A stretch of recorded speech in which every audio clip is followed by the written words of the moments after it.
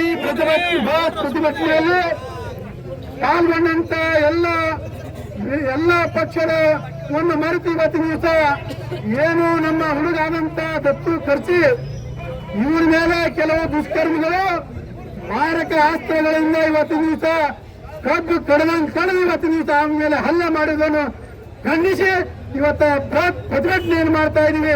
ಈ ಪ್ರತಿಭಟನೆಯಲ್ಲಿ ಭಾಗವಹಿಸಿದಂತ ಎಲ್ಲರಿಗೂ ಧನ್ಯವಾದಗಳು ಹೇಳ್ತಾ ಇದ್ದೀವಿ. ಬಂಧುಗಳೇ, ನಿಮಗೆ ಹೇಳೋದೇನೆಂದ್ರೆ ಇತ್ತೀಚಿನ ದಿನಗಳಲ್ಲಿ ಇವತ್ತಿನ ದಿವಸ ಕೋಲಿ ಕಬ್ಬಲಿಗ ಸಮುದಾಯ ಮತ್ತು ತಳವಾರ ಸಮಾಜದ ಮೇಲೆ ನಿರಂತರವಾದಂತಹ ಒಂದು ಹಲ್ಲೆ ನಡೀತಾ ಇವೆ.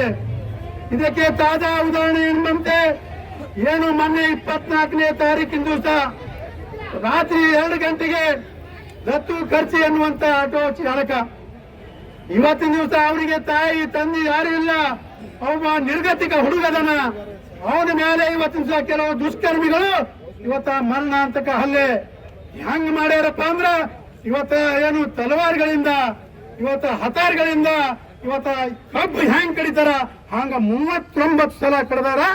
ಇಡೀ ನಾಗರಿಕ ಸಮಾಜ, ಇಡೀ ಪೊಲೀಸ್ ಇಲಾಖೆನೆ ತಲೆ ತಗ್ಗಿಸುವಂತ ವಿಚಾರದ ಬಂಧುಗಳು ಇವತ್ತು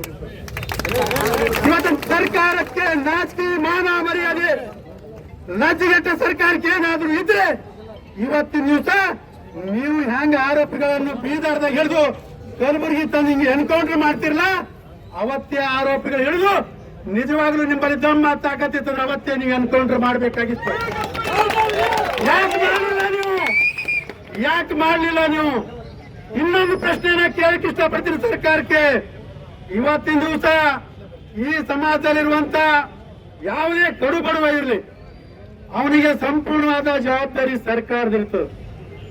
ಆ ಹುಡುಗರಿಗೆ ತಂದೆ ತಾಯಿ ಯಾರು ಇಲ್ಲ, ಅವೊಬ್ಬ ನಿರ್ಗತಿಕ ಹುಡುಗದನ. ಕ್ಷುಲ್ಲಕ ಕಾರಣಗಳಿಂದ ಇವತ್ತಿನ ದಿವಸ ಆರೋಪಿಗಳು ಇವತ್ತಿನ ದಿವಸ ಅಂತ ಮಾರಕಾಸ್ತ್ರಗಳಿಂದ ಅವನ ಜೀವ ಅವತ್ತೇ ಹೋಗಬೇಕಾಗಿತ್ತು. ಆದ್ರ ಇವತ್ತಿನ ದಿವಸ ಅವರ ತಾಯಿ ತಂದೆ ಮಾಡಿದ ಪುಣ್ಯದಿಂದ ಇವತ್ತು ಅವನು ಬದುಕುಳಿತಾ ಇದ್ದಾನೆ. ಸಾವು ಬದುಕಿನ ಜೊತೆ ಇವತ್ತು ಹೋರಾಟ ಮಾಡ್ತಾ ಇದ್ದಾನೆ. ಆದ್ರೆ ಜಿಲ್ಲಾಡಳಿತ ಪೊಲೀಸ್ ಇಲಾಖೆ ಮಾತ್ರ ಚಕ್ಕಂದ ಆಡ್ತಾ ಇದೆ.